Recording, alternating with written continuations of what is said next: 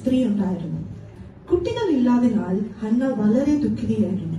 എല്ലാ വർഷവും അവൾ പ്രാർത്ഥിക്കുവാൻ പള്ളിയിൽ പോകുമായിരുന്നു. ഒരു ദിവസം അവൾ പൂർണ്ണ ഹൃദയത്തോടെ പ്രാർത്ഥിച്ചുകൊണ്ടിരിക്കുമ്പോൾ പുരോഹിതനായ ഏലിയെ കണ്ടുമുട്ടി.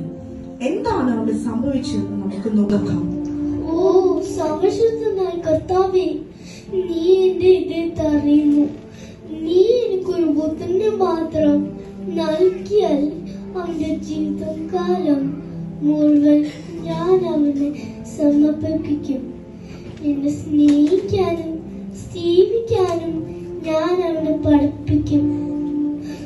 കർത്താവേ, എന്റെ പ്രാർത്ഥന കേൾക്കണേ.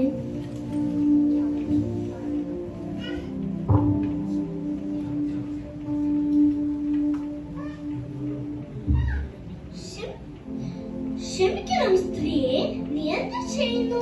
നിങ്ങൾ പുറപുറക്കുകയും ചുണ്ടുങ്ങൾ ചലിപ്പിക്കുകയും ചെയ്യുന്നു, പക്ഷേ എനിക്കൊരു വാക്ക് പോലും കേൾക്കുന്നില്ല. നിങ്ങൾ പള്ളിയിൽ വീഞ്ഞിട്ടാണ് വന്നത്. നിന്റെ വീഞ്ഞ് ഇറങ്ങട്ടെ.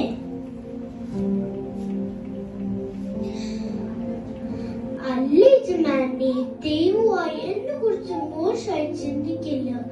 ഞാൻ വീഞ്ഞോ മദ്യമോ കുടിച്ചിട്ടില്ല.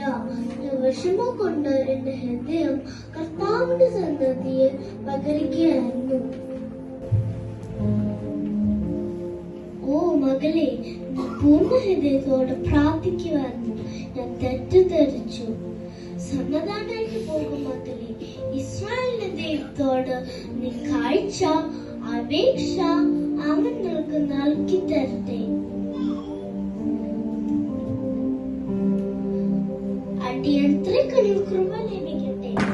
വളരെ സന്തോഷത്തോടെയാണ് ഹന്ന അന്ന് ദേവാലയം വിട്ടുപോയത്. അവൾ ദൈവത്തെ പൂർണ്ണമായി വിശ്വസിച്ചു. അവളുടെ മുഖം പിന്നെ വാടിയില്ല. ചില ദിവസങ്ങൾ കഴിഞ്ഞ് യഹോവ ഹന്നയെ ഓർത്തു. ഒരു ആണ്ട് കഴിഞ്ഞിട്ട് ഹന്ന ഗർഭം ധരിച്ച് ഒരു മകനെ പ്രസവിച്ചു.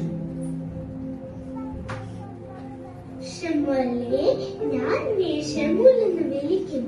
കാരണം ഞാൻ എന്റെ ദൈവത്തോട് അപേക്ഷിച്ച് വാങ്ങിയതാണ്. നീ ദൈവത്തിന്റെ ദാനമാണ്.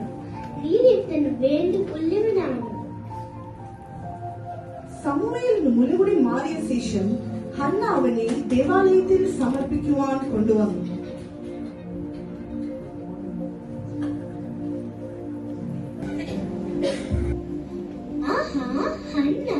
നീ പ്രാർത്ഥിച്ച കുട്ടിയാണല്ലേ? അതേ ജനാനി, ഈ ബാലനായിട്ട് വേണ്ടിയാണ് ഞാൻ പ്രാർത്ഥിച്ചത്. ഷമുവലേ, നീ എവിടെ വളർന്ന് കർത്താവിനെ സേവിക്കൂ. ദൈവം നിങ്ങളെ രണ്ടുപേരും അനുഗ്രഹിക്കട്ടെ. നന്ദി കർത്താവേ. കർത്താവേ, എന്നെ അനുഗ്രഹിച്ചെന്നും എന്റെ പ്രാർത്ഥന കേട്ടെന്നും നന്ദി. ഇങ്ങനെയാണ് ദൈവം ഹന്നയുടെ കണ്ണീര് സന്തോഷമാക്കി മാറ്റിയത്. സമൂവേൽ ഒരു വലിയ പ്രവാചകനായി വളർന്നു. ദൈവം എപ്പോഴും നമ്മുടെ പ്രാർത്ഥനകൾ കേൾക്കുമെന്ന് ഹന്നയുടെ കഥ നമ്മെ ഓർമ്മിപ്പിക്കുന്നു.